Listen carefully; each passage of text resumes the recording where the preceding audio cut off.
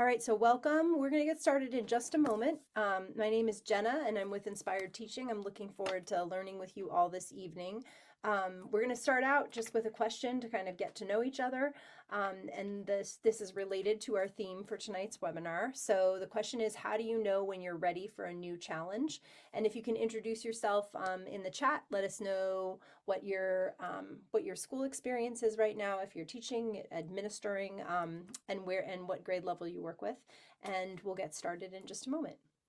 We are here tonight to talk about agency and autonomy and all these words that begin with A that we think about with our students. And we're going to talk about them in the context of both sort of social emotional learning, but the ways in which they are also incredibly important in all of the content areas and experiences that students have in school. So looks like we've got a good range here. We've got, thank you, Danielle, it's so lovely to have you here. We've got early childhood all the way to high school and some K-8 in the middle. So a wide range of experiences. And I'm hoping that we'll have an opportunity to share what some of these things look like in all of those different contexts as we jump in. But I'm going to share a couple of things with you up front, and then we're going to have an opportunity to learn from Orly Friedman, someone who's known Inspired Teaching for a while, but also had an amazing educational journey that I am just learning about, have learned about over the last couple of months. And I'm really excited to share with all of you because her school really focuses on the topics that we're discussing tonight in a really interesting way. It's like, imagine what would happen if you started a school from scratch with some of these ideas at the core of how you began. And that's what we're going to have a chance to learn about with her. So to get us right to that point, we're going to jump in, particularly because we've got someone new with us tonight. Welcome, and we are excited that you're joining us for this Inspired Teaching webinar. We do these every month. Center for Inspired Teaching is a nonprofit organization based in Washington, D.C., but that works with teachers all over the place. And we do all kinds of professional development that looks like this webinar, but also looks like partnering with schools, also looks like some model programs that we do with students that teachers can come and see to get ideas for their classrooms, a wide range of things. And what you're seeing up here is our instructional model, where intellect, inquiry, imagination, and integrity are at the center of every teaching and learning experience.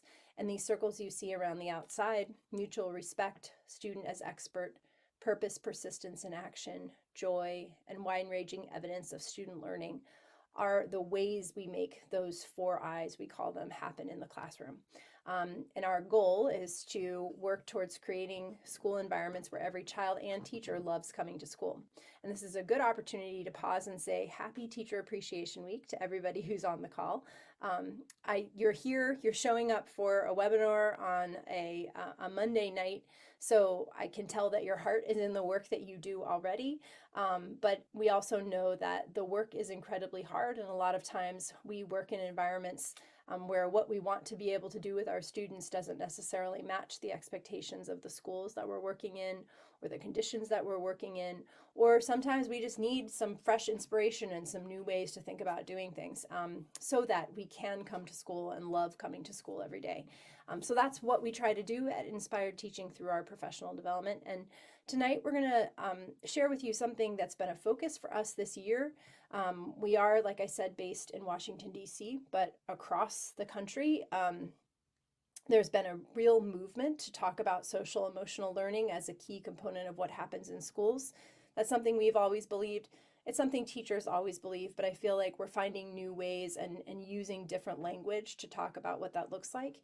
And lots of school districts have been adopting CASEL's core competencies as a way to think about social emotional learning. So I don't know if that's true in Florida. And I don't think I've asked you, Emily, I know that you've been to a number of our webinars. Is in Maryland, sorry, just 1 second.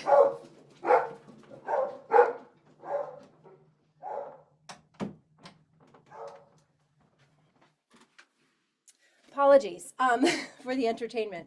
In your school system, are they using CASEL for the framework for social emotional learning? Yes, we are.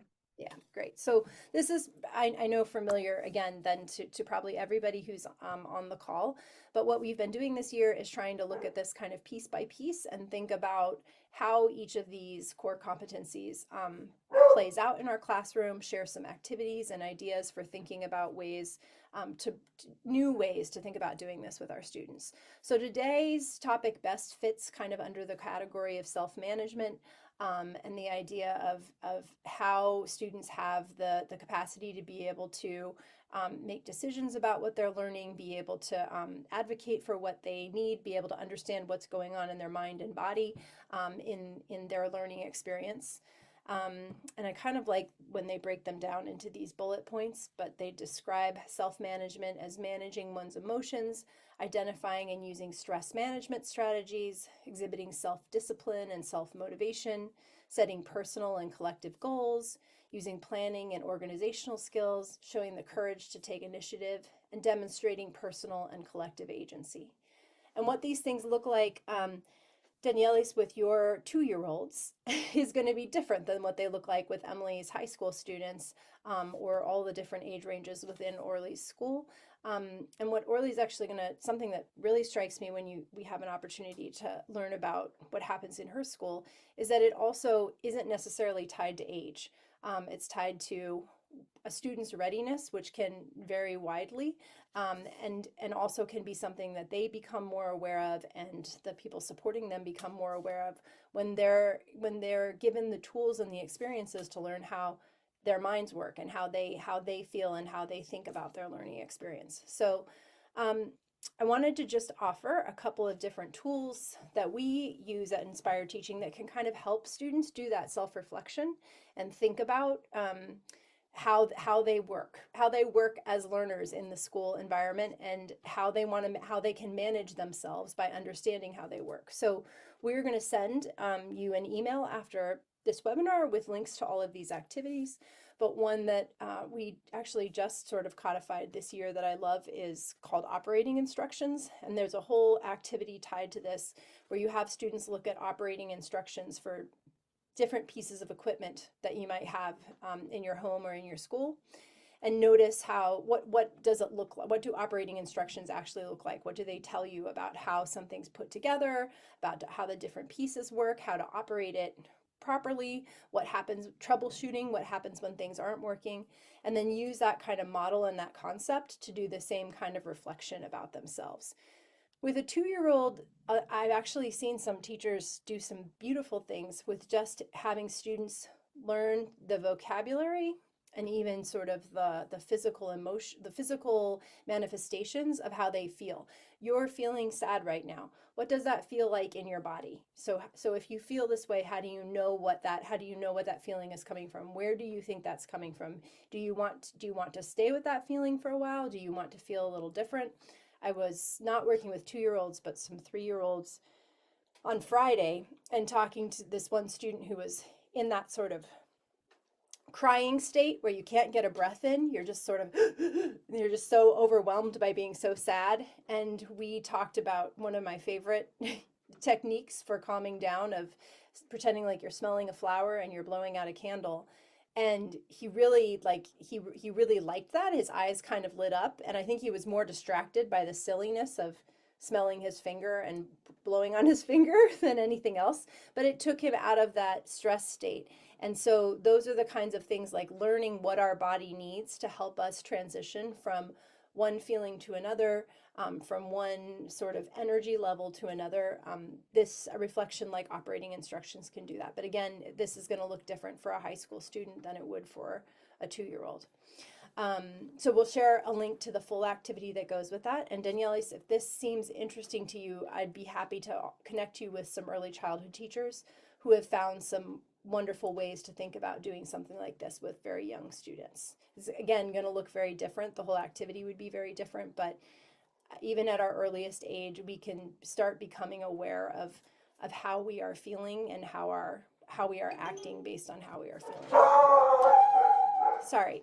um, Another tool that we have that we won't go into great detail on here, but it's a framework called the ABCDE of learner needs. And these are the needs that we all must have met in order to be motivated to learn. So they're based on work of William Glasser and other psychologists. And we just have taken a wide body of concepts about what we need to learn and turn them into these 6 categories, the A, B, C, D, E. And this, we have a whole set of tools that go with this that teachers can use for their own self-reflection. I'll go to this next page. We have one that students can use for their reflection to think about how their needs are and aren't being met. And our hope is that when you develop a common vocabulary with your colleagues and with your students around meeting these needs, it helps you to understand that, particularly when a student is exhibiting unwanted behavior, I find that I think of these as a helpful pause. If a student's having a tantrum, or they are refusing to do an assignment, or they're lashing out at a particular student, I like to pause for a minute and go through the ABCDEs in my head and say, have I given them an opportunity for choices today? Are they feeling connected with their peers? Do they have that sense of belonging? Is this activity I'm asking them to do too hard or too easy? Are they in that zone of proximal development? Am I asking them to do something that their mind and body aren't quite ready for? That's the developmental appropriateness. Is it engaging? Is it something that's interesting, that taps into their curiosity? And then a lot of times, if I find that things are kind of going sour, especially for a class as a whole, I have to ask myself, have we done anything fun? Because fun is actually necessary for us as learners. So it's a tool that I use, that I go through as a checklist, and we have teachers that are using this in all kinds of different ways. Again, for their own personal reflection as teachers, but also using it as a tool to teach students how to have this vocabulary to be able to advocate for and speak to when their needs are not being met. You can imagine if a student could come up to a teacher and say, I'm having a really hard time working on this assignment because I'm not getting along with the person that I'm sitting next to. And I'm not really feeling like things are working with them, and it's distracting me from being able to do this work. That might help me as a teacher know, or even if the student could say, I'm not feeling my need for belonging is being met, then I might have an opportunity to have the students work out an interpersonal conflict, or I might have that student make a choice about somewhere else they want to go in the room. But if they learn how to have some vocabulary to describe what they need, it helps them advocate for their own needs as a learner. And it also helps me as a teacher because they're able to articulate what they need, and then we can come up with a plan for how to address it. So these questions right here are just ones that are part of an activity we have to help introduce students to the terminology. And then last but not least, this is again an activity. Again, I'm thinking, Danielle, about your very young students that you're working with.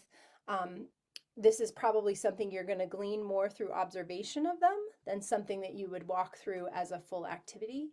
But Emily, particularly at this time in the school year, as you've gotten to know your students, once you get through this assessment season, I know there's a little period of time where it's like, okay, do we keep pushing, more content to get ready for next year, or do we have a space where we can do something different? And this is a kind of a fun activity where you ask the students to really think about what they find interesting, important, and useful in their lives in general. And it's an opportunity for them to share their own experiences, what they think these words mean, and how they experience these words in their lives in general. And then using that to actually build some curriculum for them. So we've done this before with students who have been really interested in like cosmetology, for example. So they're interested in painting their nails and their hair, and that's something that they find really interesting, and it's important because it's something they want to learn how to do for their job, and it's useful because it's something that they can do with their friends and they can do it at home. So if we have a conversation about that, but I am an English teacher, I might decide, let's see what we could create as a learning experience where we're using that as our subject matter, but we're actually learning how to write something persuasive, or we're learning how to create marketing materials using effective language to try to get people to pay attention or draw them into your beauty salon, or explain a process that you're doing. Or if I am a social studies teacher and I know that this is content my students are interested in, we've gone through this exercise of them being able to articulate that. Can we do some study of hair care products and how they've changed through time, or women who have played an influential but often overlooked role in the creation of beauty products over time? So using this as a framework for gleaning what students are really interested in can be a way for them to play an active role in the content that they're learning in class. I recognize that if you are not in a school like the one we're about to learn about, sometimes you're limited by the curriculum expectations of your school environment, and you don't necessarily have that freedom. But I love to introduce this tool at this time in the school year, when there tends to be a little bit more opportunity to try some things that are outside the box once we get through assessment season. So again, we'll share links to all these things. Daniele's, when I'm thinking about early childhood and 2 years old, I'm sure this happens all the time already in your classroom, but what this looks like with a 2-year-old is the student who is always bringing a plastic dinosaur to school, or the student who on the playground you notice really likes to look at all the little bugs that are crawling on the ground. Or the student who comes and tells you they always want to talk about cats. They just really, really like cats. And so that's interesting to them. It's important in their lives. How can you teach them something that might be sort of useful connected to that? Can they learn to sort different colors of plastic bugs that you have? Can you bring some books that are about cats to the classroom so that the student who's interested in cats can spend some time with it? So it's still a framework that can be applied to early childhood, but you wouldn't, again, they probably wouldn't have the vocabulary at that age to be able to necessarily tell you, this is what I find interesting and important and useful. But you will pay attention to those things that you can tell draw their attention in, and then letting that guide your instruction is another way for them to have a voice in what happens in your classroom. So any questions about what I've shared so far? I know I went through it rather quickly, but I wanted to just give you a preview of what we'll email before we jump into learning from Orly. We have the opportunity tonight to be able to learn from Orly Friedman, who, like I said, is someone that we had the opportunity to meet several years ago. And I want to start by saying that there are schools like that last activity we saw, where students really drive the process all year round. And Orly got connected with Inspired Teaching years ago when she was a teacher at one of our partner schools. It was called Clark Elementary in Washington, D.C. I think it no longer exists. The school no longer exists. But we had the chance to catch up with her a few weeks ago, and we're excited to learn about her current school, where autonomy and a sense of agency are the driving principles of that school. So before we jump into the interview, we're going to take a look at a couple of videos here. And let me get my screen share here. Well, that's sort of what I wanted, but not exactly. Well, this will let me get to the video. Here we go. All right, let me make it full screen. And will you let me play? Kids learn a lot of skills and facts in school, like math, spelling, and history. But they also learn a lot from school. Important values like consideration and respect, just from watching the way people act there. But there are other less overt lessons to be learned in school too. That you can skate by with a C. That it's more important to stay out of trouble than to actually go to the trouble of learning. That the surest way to get an A is to play back whatever the teacher wants to hear. In other words, the lesson in a lot of schools is compliance. Get along, move along. But in the world where these kids are growing up, compliance won't get them very far at all. It just happens to be what the traditional schools are rewarding, sometimes whether they mean to or not. But not Redbridge. We're a whole new kind of school, one that rewards the exact opposite of compliance: agency, the ability, no matter what the situation, to achieve what you want to achieve. At Redbridge, we don't just teach students to learn, we teach them how to learn, how to master subjects and skills, not just go through the paces, how to self-evaluate, not just go for the grade, how to learn from other students and not just compete with them, how to live healthily and happily, physically, emotionally, and socially. By giving kids autonomy when they're ready for it, by rewarding mastery when they've achieved it, and through purposeful work and play in a nurturing space with people who care, Redbridge rewards one thing most of all, the love of learning, which will give our kids a power to carry inside them for the rest of their lives. The agency to achieve anything. Great. All right. I love that video, all of the language in it. We're going to talk about it more in a moment. But before we do that, I'm going to one more video to show you that this one will give you an idea of what it actually looks like physically with children in the room. Anything else you want to say about it before I start it, Orly?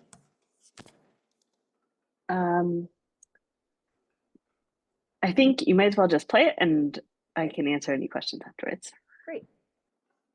All right. Oh, I'm sorry, Lester. I got started before here we go. Okay. Oh. Kind of want to be able to hear you. Volume's up. Making that decision. Our next story takes us north of here to San Francisco to a special school that puts kids in charge of their learning. Our sponsor, Walton Family Foundation, introduced us to this program. We get details from our friend Savannah Sellers. At a unique school in San Francisco, students have a big say in what they're learning every day. I chose to do like a poster. In Redbridge School, kids get the chance to make their own decisions on what to study. Go to 2024. Oh, yes. Orly Friedman came up with the idea for the school 5 years ago. We teach kids how to set goals for themselves, make a plan, and go about completing it, and then we give them all the supports to make it a reality. Redbridge doesn't look like a typical school. So today we're going to focus on showcasing those strategies. In fact, students of all different ages learn and work together, depending on their skill levels, called autonomy level. My name is Ivan. I am 10 years old and I am in autonomy level 3. My name is Avalyn. I am 9 years old and I'm in autonomy level 3. Autonomy means being able to make your own choices and be independent without needing constant guidance from others. Autonomy is the level of independence that they have in their learning. It's kind of like how advanced you are in life and not really about how old you are. Students have learning guides instead of teachers. They meet with them every week and put together a work plan. How's it going? It's been pretty good. Jenny Bennett has been a learning guide for 3 years. She says it's important and empowering for students to get a say. They feel like they're the leader of the learning and they partner with us as support for them in their learning journey. What do we need to do for learning credits? The thing I like the most about Redbridge is that we get to have one-on-one times with our learning guides. Instead of getting letter grades, each student's progress is tracked via earned credits, showing which skills they've mastered. All right, what about your reading goal? And it all leads up to their biggest project of the year, the deep dive. Deep dive is where we focus on one topic and we dive into it for 2 weeks. The whole class has to come to a consensus about a topic that they want to study. Some of the topics that have been covered in deep dives include where does my trash go? How do you design a video game? This group has chosen space as their deep dive. Each person chooses like a subtopic based off of space to dive deeper into. I'm studying light years. I chose rockets. I've been learning about how aerodynamics work. We gather resources and record our notes, and then eventually we're gonna make a presentation about what we've learned. The school also lets students decide when it's time to move on to their next challenge. In a traditional system, you just end the school year and then you go to the next grade level. But at Redbridge, students work with their learning guide to decide when they're ready to level up, a process they call promotion. This is about the student being able to make decisions about when am I ready for that next level of independence in my work habits. That independence means a lot to Avalyn.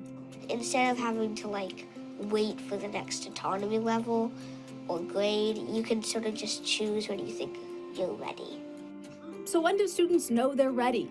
When like nothing feels like a challenge to you and everything's just like really easy. It's good to be challenged, or otherwise you can get really bored. Ivan is ready for that next step. Was there feedback that helps you think about your learning? I think so. Ivan has initiated a promotion process. There was a time when I was not able to do it. I was a bit disappointed. I think he's ready. I think I've learned a lot of things about what I can do.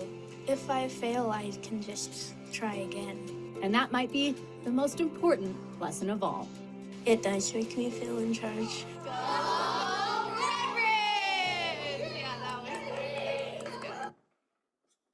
Top story. All right. Let's see here. Okay. So that I've watched those videos a couple of times, and I still have so many questions because it's really exciting to see what that all looks like in action. So let's jump in. Orly, tell us a little bit about yourself, what brought you into education in general, and maybe a little bit about the path that brought you to creating this school. Sure.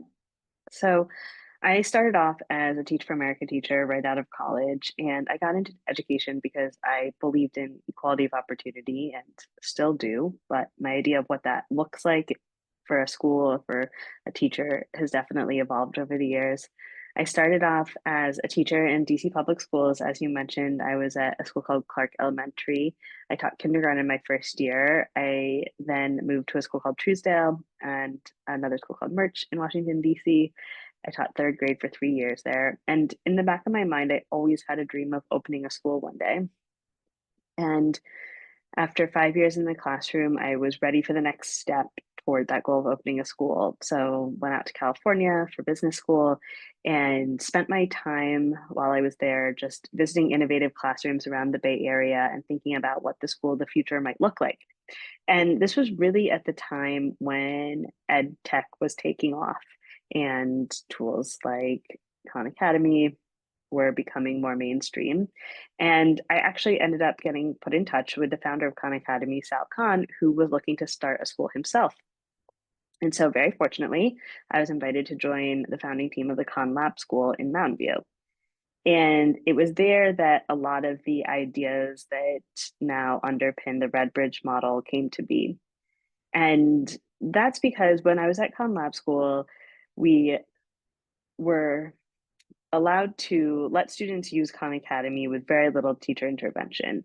And what became clear early on was that when you give students these tools, some of them really take off in their learning, and others are into it for a little while and then sort of plateau, and some students just never really take to it.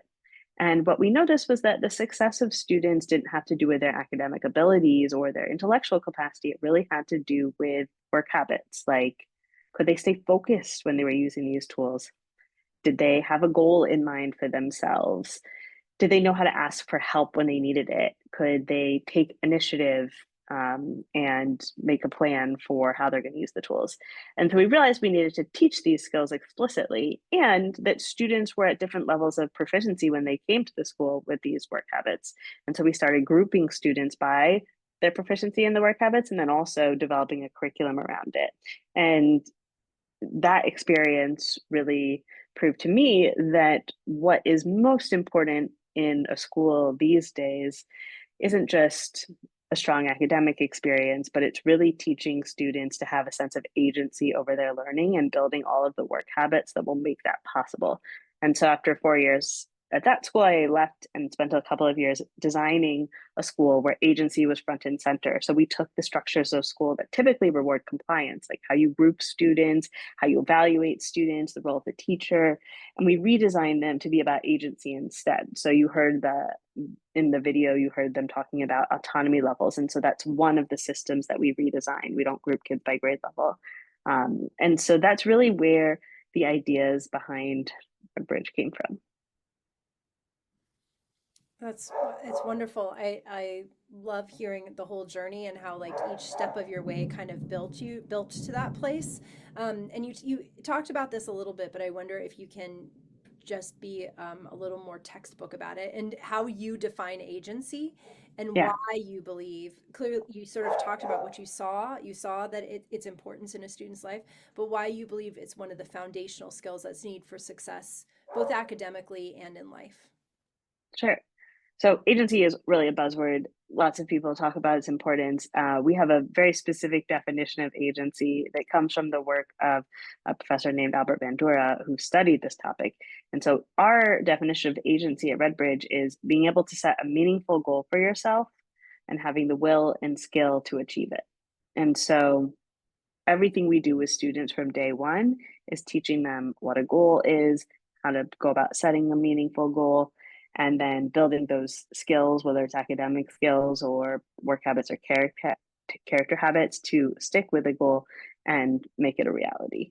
So that's how we define and think about agency at Redbridge. And why is it important? I mean, when I taught in Washington, D.C. public schools, every year I would have the students in my classroom, and there'd be some who just needed something more. And you would work really hard over the course of a year to get to know each child and figure out what it takes to motivate them, keep them engaged in class, make them feel a sense of belonging. And oftentimes it would take months before you really, figured it out and were on a roll with the student. And then it was June, and you just had to hand them off to the next teacher and cross your fingers and hope that the person the next year would take the time to get to know them in the same way and do the same thing. And what I saw at Redbridge and at Commonwealth School when we were teaching these work habits is that when students know themselves deeply as learners, and when they have these skills like being able to manage their time, feeling comfortable going to an adult with questions, it doesn't matter who their teacher is in the future. They have the capacity within themselves to be successful regardless of what kind of education setting they're in. And I think this became really clear in the pandemic when all of a sudden students were sent home to learn over Zoom, and there wasn't a teacher standing over their desk making sure that they were completing their work or whispering in their ear to turn around and pay attention. And we saw so many kids just disengage because they didn't have that sense of ownership over their learning, and they weren't accustomed to being self-directed and self-driven. And so it was a very disruptive moment in education. But if you can imagine a different scenario where kids regularly at school are in charge of setting a schedule, making decisions about their learning, figuring out what their goals are, and then following through the tools, that looks like a very different outcome when all of a sudden students have to go home and learn over Zoom, or maybe it's in a lecture hall, or maybe it's sitting in Starbucks. No, right. And so I'm wondering, in the video that we saw, there was the one young man who was kind of profiled, and he Yeah, was talking about how he had this moment where he said, um, I'm ready to to speak to yeah, my readiness to move to the next level, but I wasn't able to do that before. And so I think hearing what you're saying, and I know everybody's COVID experience was different, and there were some students for whom it was actually like fantastic because they did get to have that independence, and then a lot who really struggled with it. And I think the hard part for me would be like, how can I trust that, because it's so different than what we've seen before. I think a lot of people would sort of question the idea that students would actually know when they're ready to do it. So can you describe a little bit like what that might look like as a teacher, where you can see them having an awareness that they're ready to move to the next level? sure. So we make the criteria for moving to the next autonomy level very transparent, and they're also clearly spelled out. So we try to make it as objective as possible. Students have a list of the habits that they should be doing consistently to know that they're ready to move on to the next autonomy level. Also, their goals or their work scales up with the autonomy level. So if students are consistently getting all their work done each week or meeting their goals, then that's a good sign that they're ready. That's sort of like a shorthand to know that you're ready to move to the next autonomy level, where the goals are going to become more complex. There'll be more of them. You're in charge of more pieces of them. So that's part of it. I also think people feel nervous about giving students control over parts of their education. But the funny thing is that in preschool, and we do so much of that, Montessori, Reggio, they're all designed for giving students more control and following the learner. And people love those programs, and nobody questions whether you should put your 4-year-old in a program like that. And then all of a sudden they turn 5 and they go to kindergarten, and giving them that sort of control feels really frightening. But it shouldn't, because we know what motivates adults, and the same exact thing is true for students. So, for adults to feel satisfied in the workplace, they need to have autonomy, mastery, purpose, and relatedness, which is basically just another way of saying the ABCDEs that you mentioned before. And while it hasn't necessarily been studied on students in school, my experience, and I think the experience of anyone who spent time in the classroom, is that that's exactly true for kids also. They need to have those pieces. Right. Yes, and I think that I know when you can actually see that play out, it helps, and you can believe that it can happen. But as a whole school, unless you're in a place where that's the philosophy that drives what you're doing, like you said with Montessori or Reggio, it may be something uh, folks listening tonight might think that sounds great, but that's not necessarily the model in my school. So, are there some specific practices or moves you've seen teachers implement, both in the school you're in right now and maybe in some of the learning environments you were in before starting Redbridge, that you found really effective to help students build agency and self-advocacy? Yeah, I think something a lot of teachers do in their own classrooms and have found effective is something like a genius hour, where you're allowing students time within the day or within the week to set a goal or come up with a project that they want to pursue, and giving them space for that. And I think if you can combine that with some of these work habit lessons around what does it mean to break down a goal into steps, or what do you do when you feel like you want to abandon a project, if you can combine those two, even better. But even just making space like 30 minutes a week for students to make a choice about their learning can be so impactful, because many students go through their whole K-12 experience without anyone ever asking them, what do you want to study? What do you want to learn? So that's just, one example. We have a time of day called deliberate practice, which is kind of just like a homework in school time, but um, there's more room for students to make choices about how they're going to get their work done, what they want to study. And I think that's something else that you could consider incorporating into the school day. And we have had a partnership with some public schools in the Central Valley of California, where the whole district does not look like that video that you saw, but they are interested in putting in practice some of these agentic pieces. And so they have incorporated the work habit lessons, deliberate practice, and goal setting as just an idea. And even if you don't have time for Genius Hour and you don't have time for something like deliberate practice, you can still, at the start of a unit, like if you're teaching about geometry, ask kids to write down what their goal is for that unit, and come back to that at the end and see if they were successful. Even if the goal is just like, I want to get an A at the end of this unit, as simple as that. Just having them state their intentions at the beginning, I think, can also bring a sense of ownership to the student and experience. Yeah, and I'm thinking about that. We did a workshop in January that was all about goal setting, sort of in the spirit of, oh, people, come up with New Year's resolutions and what's that all about? But Yeah. there was so much in preparing that was about that idea of also breaking things into smaller parts and setting goals for yourself each day. And so I'm just hearing in what you're saying this idea that teaching students these skills very early on in their schooling experience has these implications both within and beyond the classroom. Just because we've got a whole range represented here today, can you give some examples from early childhood, like early childhood classrooms, of what that might look like? I don't even know if Yeah. you use those same terms to describe those different times of the day. Like, do you do Genius Hour in kindergarten?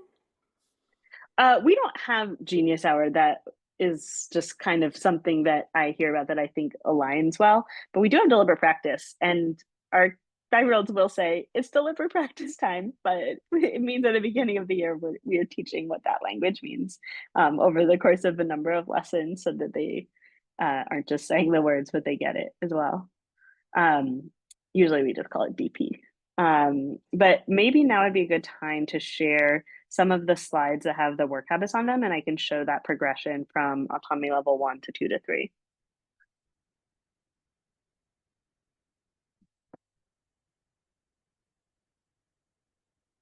Okay, so go down to like the first table that you see. Yeah, that one. Okay, so we have 8 categories of work habits that we teach about. So comprehension, time management, goal management, resource management, self-knowledge, initiative, focus, and collaboration. And each autonomy level has specific skills within these categories, and that's what we use to determine whether students are ready to move to the next autonomy level. We came up with these work habits based on the Yardsticks book. And so all of this is benchmarked against developmental milestones. In general, our autonomy level 1 students are 5 to 7 years old. Autonomy level 2 is 6 to 9 years old. Level 3 is about 7 to 10 years old, and so forth. So they overlap as well. So for example here, you can see for goal management, the first skill is describe what a goal is. The second is generate a reasonable set of short-term goals for each day at the start of the week and follow through with them. So the goals should be something that you can accomplish within 1 hour, because we know that at that age, a student really can only conceive of what an hour or so feels like. They can't really understand what the length of a week feels like, so it wouldn't make sense to set a goal for that long. You can see under focus, it says stay engaged in play up to 15 minutes and a learning activity up to 10 minutes. So the expectations try to match what we know of students at this age. And then maybe let's choose another one. So, okay, so this is our autonomy level 2 slide. And you can see for goal management, it starts to increase in expectations. Students have a little bit more of a say. They get to state one personal goal and one academic learning goal. For focus, they need to stay engaged in work and transition between tasks for up to 30 minutes at a time. They need to be able to get back on task when redirected by a teacher. And then in other categories like self-knowledge, they need to be able to evaluate when a learning task is easy or challenging. They should be able to reflect honestly when prompted by others. All sorts of things. Maybe then we can see our autonomy level 3 group, which is sort of usually similar to 4th, 5th grade-ish age students. So here they get to generate a reasonable long-term goal. So they could set a goal that would take about 8 weeks to accomplish. They can generate steps to achieving a goal within 1 week. They can start to prioritize, so recognizing the most important task each week. In focus, they can focus on tasks up to an hour. They can redirect themselves when they get distracted. They can contribute to group discussions, that sort of thing. So that's an example. These are just, some examples of how things level up with the autonomy levels.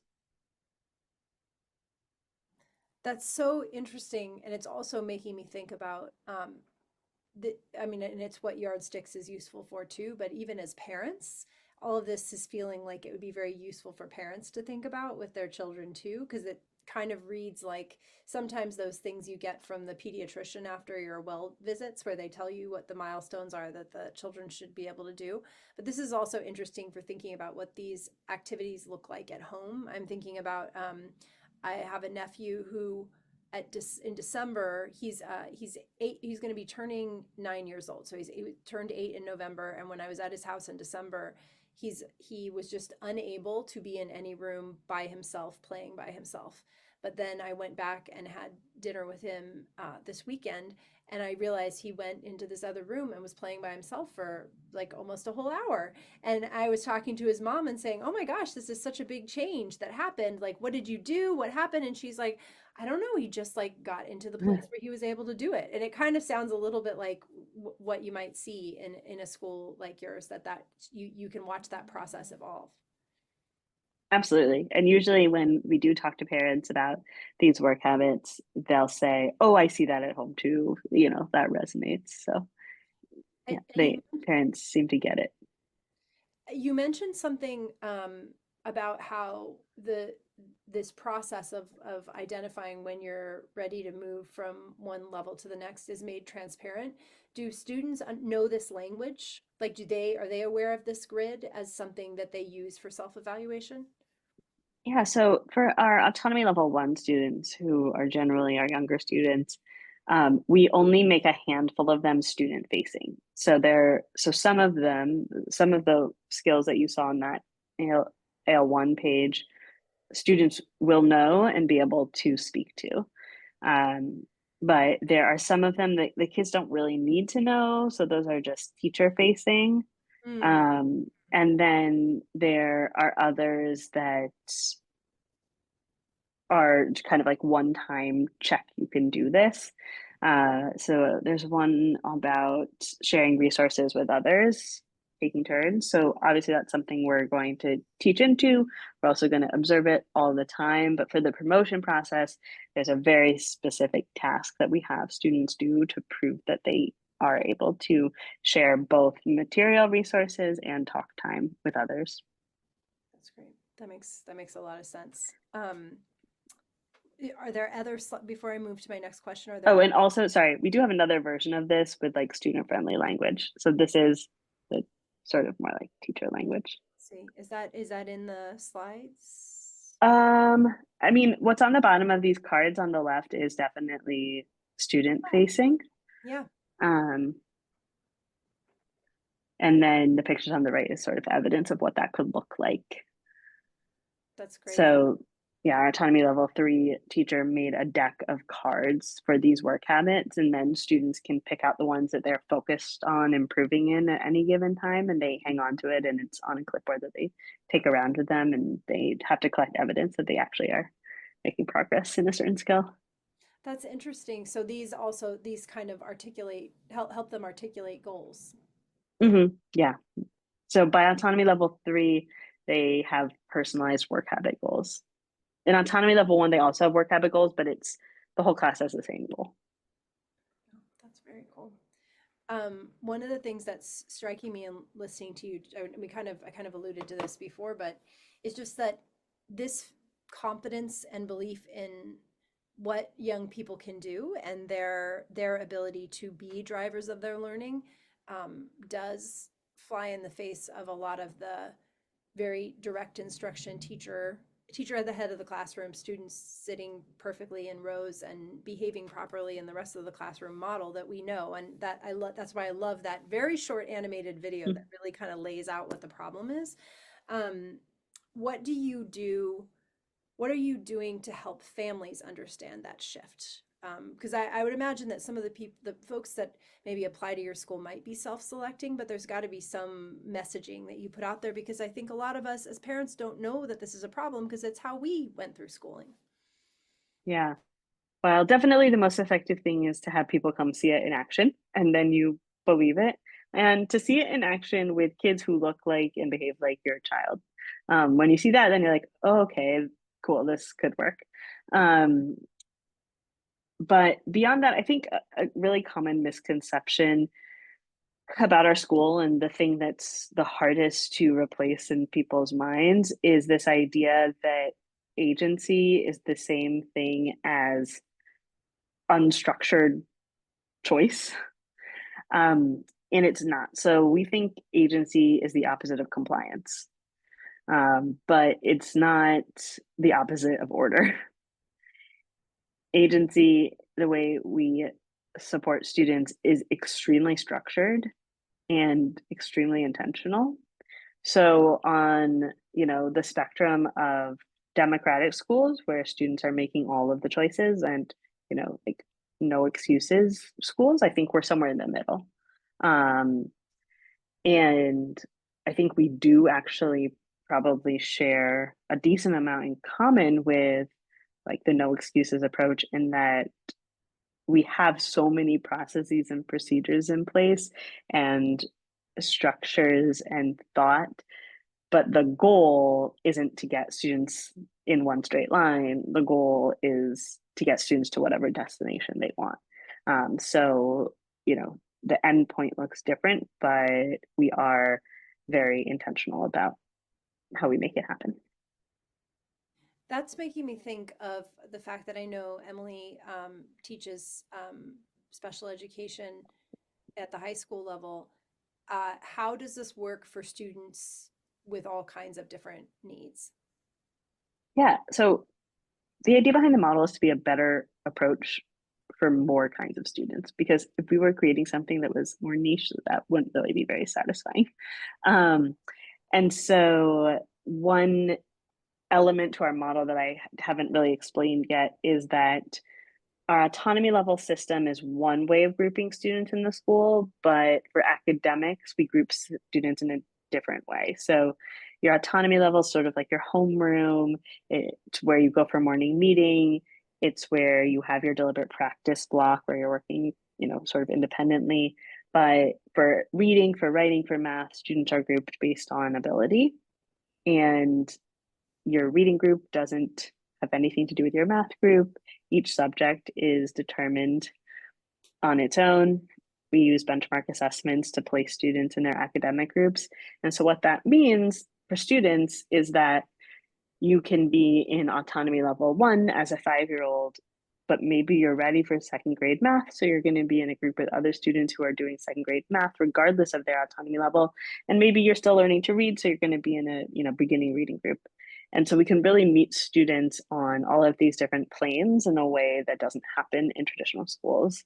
And I think high school, it especially comes out for any kind of learner, because you'll have a student who is in 11th grade English and everyone in the class knows that they're a beautiful poet and great writer, but they just never turn anything in on time. So they leave the class with a D. And that D doesn't reflect their writing ability. It reflects their work habits. And so by separating those two pieces out, we can actually support students in building each one. That's so interesting. That's such an interesting divide. And again, I know that your school doesn't go to high school, but it's raising all sorts of questions for me because there's so much hand wringing right now, particularly in higher education, about students coming into colleges not ready for a lot of it has to do with work habits, a lot of it has to do with attention, a lot of it has to do with having never read a book in its entirety in their entire high school experience. Are you having conversations also in the higher education space about sort of how we think about building these work habits versus ability? We aren't really talking to anyone in higher education, but part of the reason we're a K through 8 school is because there is so much downward pressure on high schools from the college admissions process that limit your ability to be flexible or creative, that we wanted to sort of avoid that. But to me, one of the bright spots and hopeful organizations is the Mastery Transcript Consortium, which is allowing students to present a much more multifaceted version of themselves to colleges. And I think our system connects into that system very well. And so I could imagine our students going into college or moving into the next phase of their life through some kind of mastery transcript approach. Yeah, that would be that's it's great. And I'm hopeful that what you're doing ends up being on the forefront of movement of change in other places, because I think what you're saying is so true. You have to see it to really be able to believe it, and it's lovely to have a place that people can come to see what that looks like in action. That's part of the reason why we started the Inspired Teaching Demonstration School here in Yeah, Washington, D.C., was to have a place where people could come and see what we're talking about in action. yeah, So we're getting near to the end of the school year. Like I had mentioned, I always, this is always kind of, once we get through the mandated state testing, which is happening right now, mm, my favorite weeks of the school year are the last weeks. totally. Right? I see the Emily's. It's like it's crazy. Everybody's also really summerhead, but also there's this space where you can do you often have a lot more freedom around what you want to do in your curriculum, and you also have to balance that with the fact that students are tired, teachers are tired. So I'm wondering, are there some things from your own experience, or things that you do at the school, if someone wants to be like, I want to try to push this agency idea with my students, something that you might recommend trying in this fertile moment right before summer? Sure. Um, Emily, I you think spot. that something that could work really well for probably like third grade and up would be to have your students plan a field trip. For the end of the year, and just like have them plan every bit of it. So they have to figure out how to get to the place. They have to email the chaperones. They have to, fundraise for any expenses. They have to ask permission from the principal or whatever it is, and try to have the class like have consensus on that, or maybe, there are two field trips and two groups planning. I think or if it's not a field trip, it could be like an end of year celebration, something where the students are really in charge of the whole process and they're given responsibilities that maybe they don't generally get in the school day, but are totally capable of. So that's one idea. Another idea I had was you could have students reflect back on the year and choose a favorite piece of work of theirs and then take it a step further. So, if you're have a kindergartner who has a piece of writing that they're really proud of, maybe they add another chapter to it, or maybe they go back and put illustrations in, or if you have an older student who um, was really proud of a science, or was very engaged in a science experiment, maybe they think of a follow-on question that they want to investigate and go off and explore that. So I think it's just giving students an opportunity to think about how they want to engage in the work and making room for that. So that's another idea. I think if this is a practice that maybe if you're doing it throughout the year could really help at the end of the year. If you have a wonder wall, kids are always asking questions that you can't answer in the moment, and I think it's so sad when you have to be like, it's a great question but we don't have time for it. If you have a place in the classroom where you can just keep track of all of those, maybe the end of the year is a time to come back to some of them and have you know students take home some of the questions and then come back with answers, or else break them into groups and have them explore different questions that have come up, something around along those lines. um, Also, kids usually have summer reading lists. Maybe uh, you could do a lot with that. I mean, you could have them come up with their own summer reading list and explain, what the theme is. They could have to assign it to another student or assign it to a different grade. Or you could have like a summer, movie list, or they could just set summer goals for themselves, or they could even come up with a summer reading list for their teacher, or like a summer watch list for their teacher that they think is really important for them to learn. Just, anything where you can sort of say, hey, you have a say in this too. Your voice is important, and think about what you want to get out of this. I love that. I love all of those ideas. Thank you so much. Those are fantastic. Before I move into my last two questions, I just want to pause for a second and see, Emily and Danielle, if you have any questions based on what you've heard from Orly so far. Okay. All right, great. Well, then we'll jump in. So my next one is, what have you personally found most rewarding about the work you're doing at Redbridge? what's most challenging, and maybe I'm going to add a third one, which is what's next? What are you excited about? Sure. So rewarding is definitely just watching the transformation that students go through while they're at Redbridge.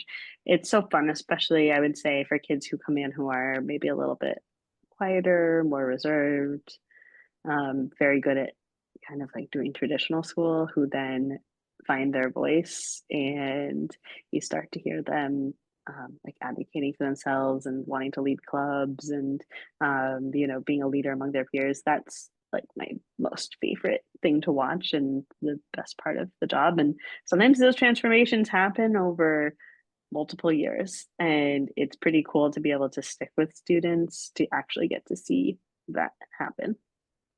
Um, and then I would say challenging is all the boring stuff that has absolutely nothing to do with teaching and learning. Like real estate and local regulations. That's definitely the most challenging and not at all interesting. Um, and exciting. What's next? Well, this year is our first year with sixth graders. So it's our first year having middle school age students. And eventually it'll be K through 8, but it'll be another 2 years before we have our first group of graduating eighth graders. And so I'm excited for our middle school to keep evolving and to get to a point where we're not a new school every year. So that's what I'm excited for. That's great. Yeah, no, I imagine that. I remember that being a big deal at the Inspired Teaching School too, because did you start with kindergarten and then build each year? We started with kindergarten through second. Okay, got it, and added after that. That's exciting. Well, I'm looking forward to hearing how that goes too. So I'm gonna wrap up with our favorite question that we ask in our staff meetings. I know Emily's come to some of our curiosity hours. We ask it everywhere. So my question is, what are you curious about? And Emily and Daniele's, think about this if you want to. I'm going to welcome you to chime in too. But what are you curious about in general? It doesn't have to have anything to do with what we talked about so far. I'm curious about a million things, but I guess top of mind is probably just what role AI is going to play in education in like 3 years from now, because it's changing everything and it's changing so fast. Yeah. Well, and I would imagine that for you, particularly because you came into into the technology and education space, I feel like I can't keep up with the conversations and the ideas. I mean, I go to workshops and things like that to try to see what's available. And every time that I go, I feel like my mind is blown. And then I know that in a couple months it's going to be something else too. Is it something you're tapping into at the school already? We are, yeah. Our teachers are pretty curious about it also and excited to experiment with various AI tools. And so they were part of a cohort in around the Bay Area of teachers who were doing some work with AI this fall, and then we also basically since ChatGPT came out have been doing a writing unit around using ChatGPT in writing, and that's with like third-ish graders, which is a lot of fun. They have a lot of opinions. Wow. Yeah, That must be fascinating. Also, and I don't know what year the live video, was that just from last year that or that was this from year? like a month ago. Oh, Yeah, okay, so very yeah, recently. yeah. I did also notice that you are using a lot of things that are not like there's post-it notes, there's chart paper, there's Oh yeah, physical objects. So your students are not doing all learning on screen. definitely not. No, yeah, So they're learning to be, I guess, ambidextrous. They can use or whatever the term is, use both spaces. definitely. I mean, if all they were doing was, using computers to learn, then why even come to a school building? I I I don't disagree at all. And yet I would say that that is and at the high school that my son goes to, it is still the computers are a big part of what they do every day in all their classes. So Yeah, and we really try to also teach students to monitor their own screen time and like how they're feeling with the computers. And if a kid, doesn't like one of the learning programs that we're using, for a legitimate reason, then, we'll find a paper pencil work for them instead. Wow. I mean, that's autonomy too. And also Yeah. self-awareness. I think that's so important because I remember when my son was little, him realizing and us all realizing that if he watched too much television, he would go bonkers. So, but he recognized that, and we Yeah. recognized that, and we had to talk about it together. And when you can both understand that, then it's not a power struggle because you have, I guess that's it. You have some autonomy, or so you are taking some ownership over recognizing what you need. We'll look forward to sharing that with many more people in our upcoming podcast and our newsletter, and making sure that lots of people get to know about what Redbridge is all about. I'm like, oh, can I plan a trip around coming out to come see it sometime? It sounds Great. fantastic. We welcome visitors. I really appreciate you sharing it. And it's so helpful, I find, just to be able, I have the privilege in my job that I get to go to lots of different schools and see lots of different teachers